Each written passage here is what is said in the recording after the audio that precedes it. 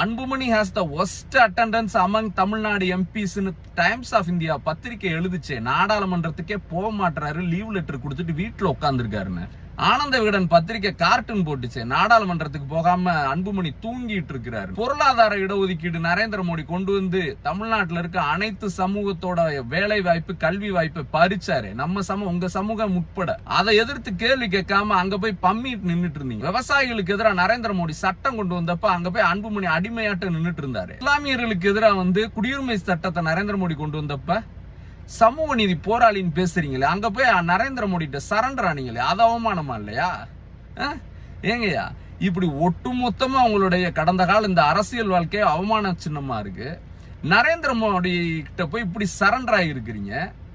அன்புமணியை வீட்டுல வச்சுட்டு நீங்க எல்லாம் அவமானத்தை பத்தி பேசலாமாங்கய்யா? உங்களை நீங்களே தரத்தை குறைச்சுக்கிறீங்க. இப்படி எல்லாம் பேசாதீங்க விரக்தியில.